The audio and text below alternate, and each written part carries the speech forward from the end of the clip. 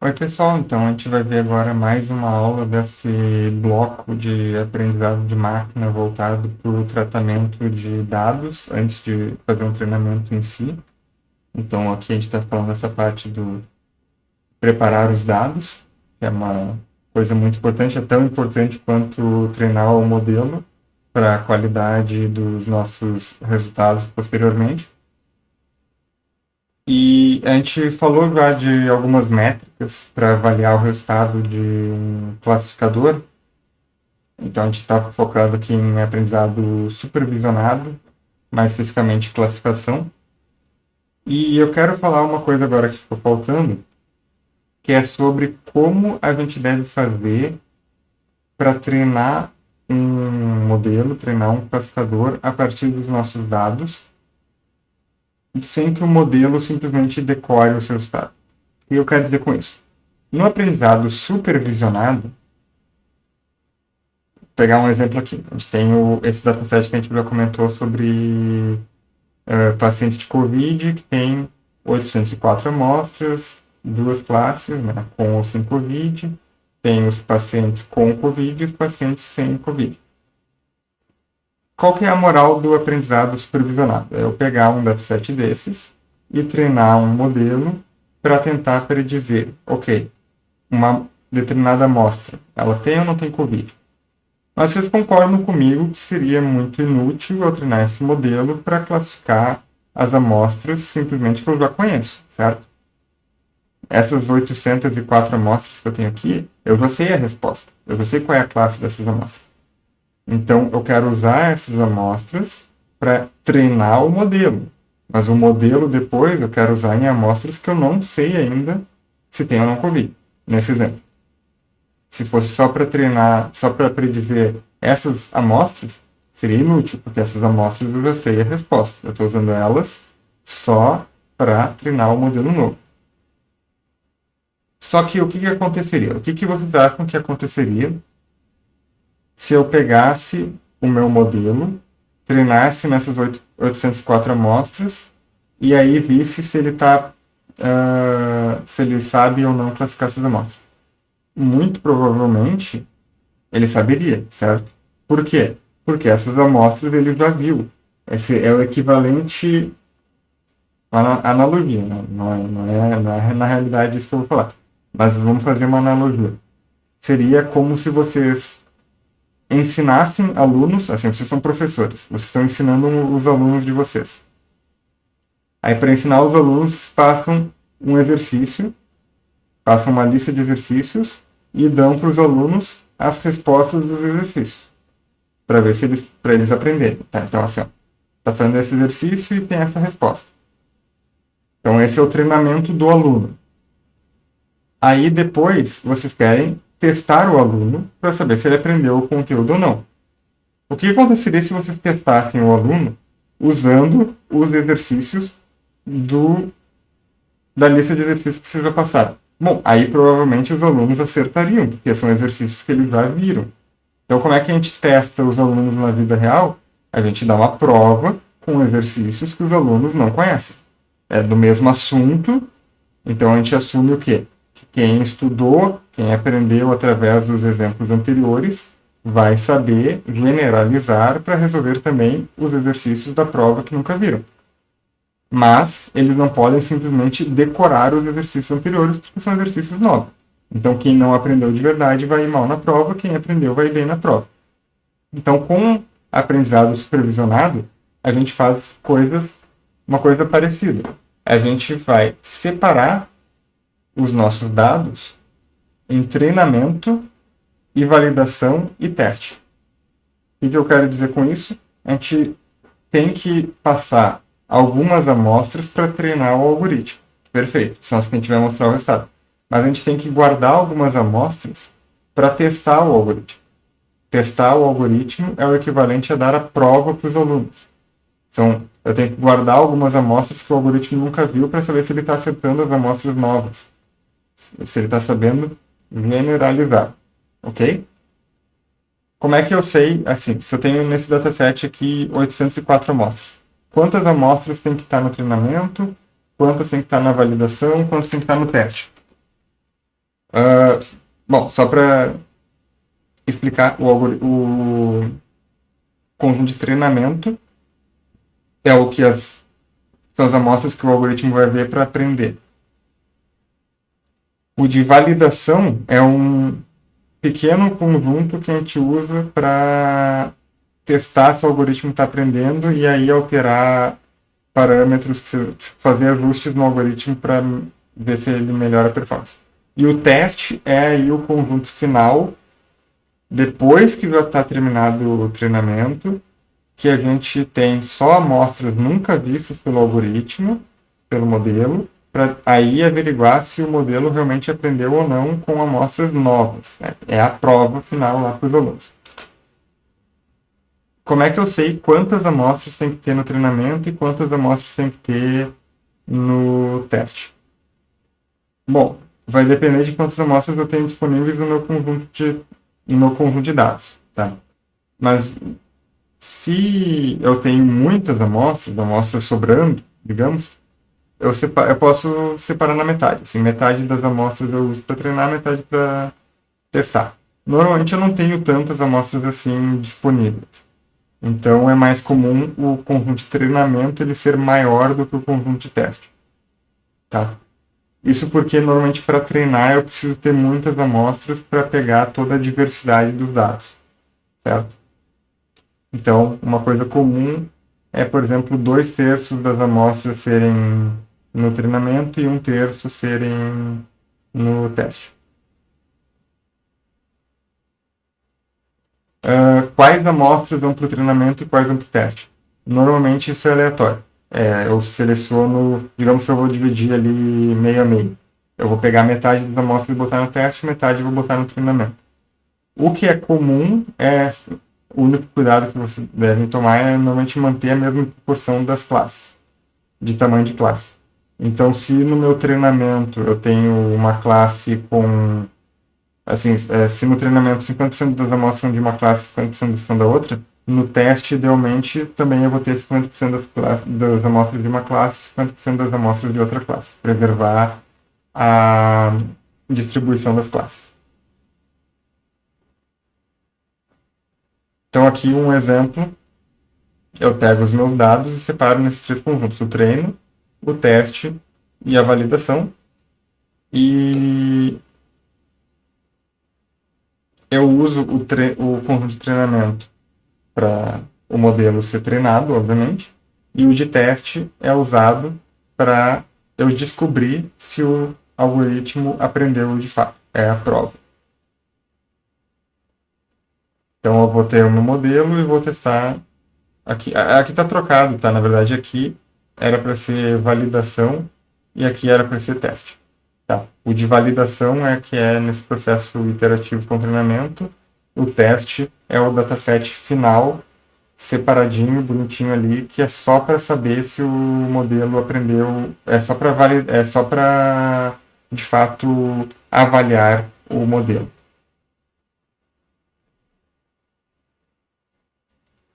Deixa eu até passar para vocês 2 coisas.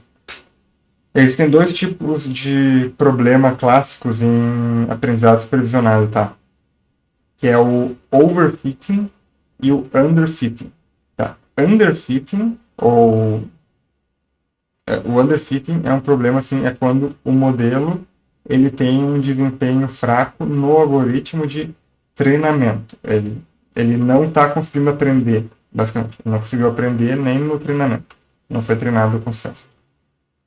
O overfitting é um problema mais específico.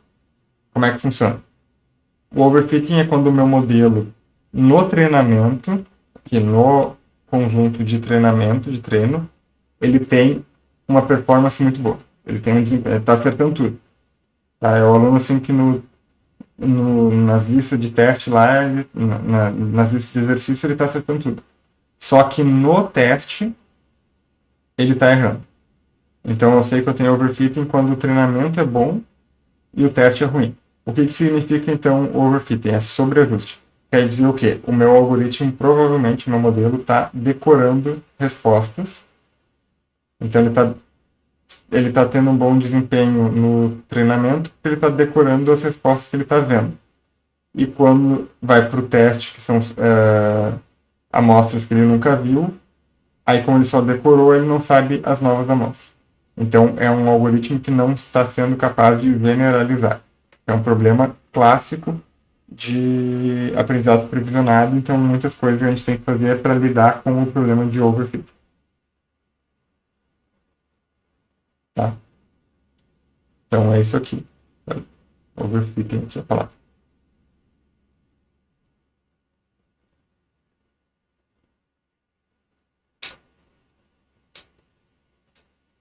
Então, aqui, ó, o erro de teste ele deve ser computado nos dados que não foram usados para treinamento. Então, vejam que aqui seria o equivalente ao treinar o meu modelo nos pontos azuis. Então, eu treinei o modelo com os pontos azuis e eu vou testar o modelo com os pontos de cruzinha aqui. Então, vejam, desses 3 modelos aqui, eu imagino que essa linha aqui, essa curva, vai ser a que vai ter o melhor desempenho no treinamento e no teste. Concordam? Ela vai passar aqui com um erro pequeno nos círculos azuis e também um erro pequeno nas cruzinhas. Esse aqui, o primeiro, ele tem aquele problema que eu falei do underfitting, tá? Ele tem um erro, ele vai ter um erro grande tanto no treinamento quanto no teste. Já esse caso mais da direita é um problema de overfitting. Por quê? Olha, ele está acertando perfeitamente todos os pontos azuis do treinamento.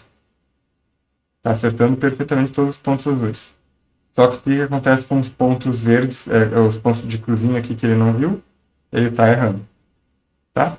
Então, ele está decorando as respostas e aí as novas ele não vai conseguir aprender. Então, esse do meio aqui é o que tem, digamos, o aprendizado perfeito nesse cenário aqui pequenininho.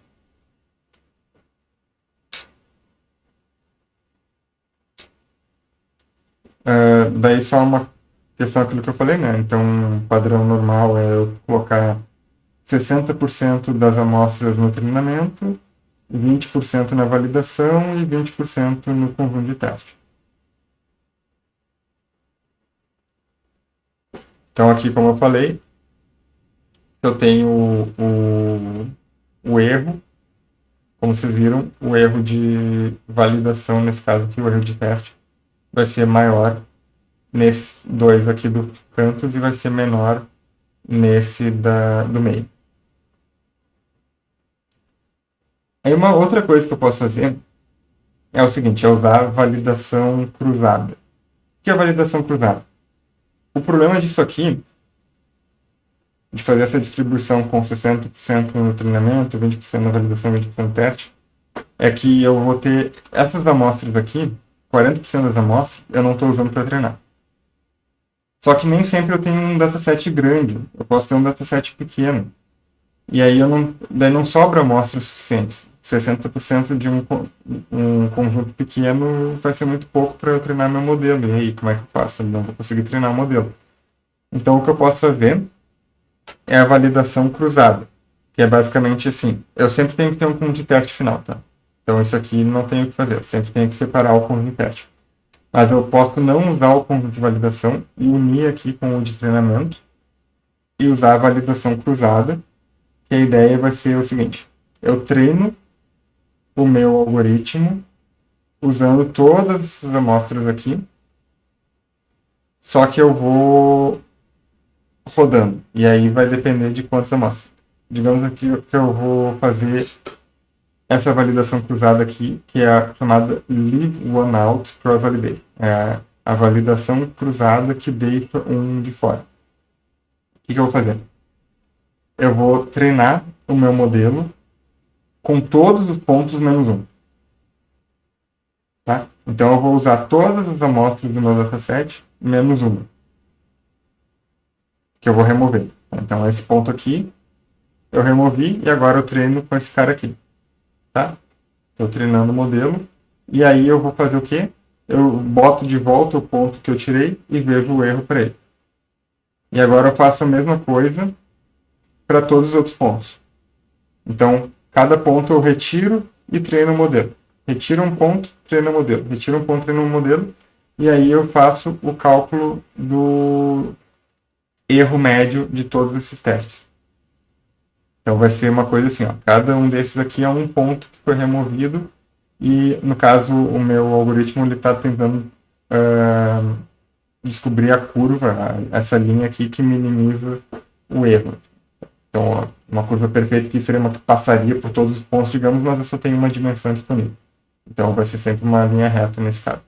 Aí eu vou tirar todos os pontos e vou calcular assim, para essa curva aqui, qual é o erro? Para essa curva, qual é o erro? Para essa curva, qual é o erro? E calculo o erro médio.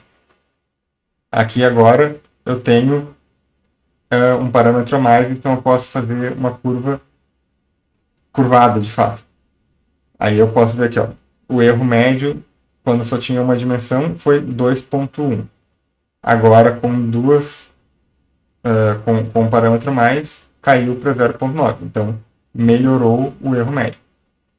E para esse caso aqui, agora o erro médio está em 3,33. É maior do que esse aqui. Por quê? Porque aí eu tenho overfitting. Então aqui está passando por todos os pontos, mas o ponto que eu tirei está de fora. Aqui o ponto está fora, fora, fora, fora, fora, fora, fora e fora. Então aqui aconteceu aquele problema de overfitting. Então, usando essa estratégia, o leave one out cross validation, eu consigo usar todos os meus pontos e ter uma ideia, uma estimativa boa do erro. Qual que é uma vantagem? Os pontos negativos e os pontos positivos de eu ter a separação de conjunto de dados, treinamento, teste e validação, ou usar uma validação cruzada leave one out. O ponto negativo de ter a separação treinamento, teste, validação é que pode me dar uma estimativa não confiável do desempenho futuro. O ponto positivo é que é computacionalmente barato. O leave one out, o problema é que ele é computacionalmente custoso, mas não há perda de amostras, todos os N-1 dados são considerados para o treinamento. Então eu estou maximizando o uso das minhas amostras para o treinamento. Bom, o leave one out ele é muito custoso, porque eu tenho que retreinar meu modelo para todos os pontos. Então, digamos que eu tenha 1000 pontos, eu teria que treinar o modelo 1000 vezes. Tá? Que é uma coisa que pode ser impraticável na vida real. Então, uma outra estratégia de validação cruzada é o K-fold. Como é que funciona o K-fold? Em vez de eu dividir ponto a ponto, eu separo em K subconjuntos. Então, esse K é o que tenho que escolher. Dois tradicionais é K igual a 3 e K igual a 10. Tenfold cross validation. E daí eu faço o quê? Eu separo, digamos, K igual a 10. Então, eu separo 10 subconjuntos de tamanho igual. E faço a mesma coisa, só que agora, em vez de ser o ponto específico, eu estou usando o subconjunto. Então, eu treino o meu modelo nos 9 subconjuntos que sobraram e testo no subconjunto que eu separei. Aí eu ponho de volta esse subconjunto e tiro o outro e repito. Tá? Então, em vez de ser ponto a ponto, é a mesma ideia, só que agora é subconjunto, subconjunto. Então, o K-fold ele tem a vantagem de usar todos os dados para estimar o modelo, mas ele só que daí tem o problema que eu tenho que encontrar um bom valor de K. Pode ser complicado. Então, essa aqui é a ideia que eu estava falando. Se eu tenho um K igual a 5, eu vou dividir o meu treinamento em 5 subconjuntos de tamanho igual, vou tirar um deles e vou usar para teste. Então eu treino no 1, no 2, no 4 e no 5 e testo no 3. Aí eu coloco de volta esse cara e tiro outro. Depois coloco de volta esse cara e tiro outro. Então eu repito esse processo até todos. Nesse caso aqui eu treinaria o que? O modelo 5 vezes. Certo? Então aqui tem de novo os pontos negativos e positivos. Então, por exemplo, eu falei do Tenfold, né? Então, no caso do Tenfold, eu vou perder 10% dos dados. E ele é 10 vezes mais custoso computacionalmente que o modelo que é só separar treinamento e teste. Mas qual que é o ponto positivo? Somente perco 10% dos dados, somente 10 vezes mais caro computacionalmente que em vez de repetir N vezes em relação ao leave one out, por exemplo. Mesma coisa para o Threefold.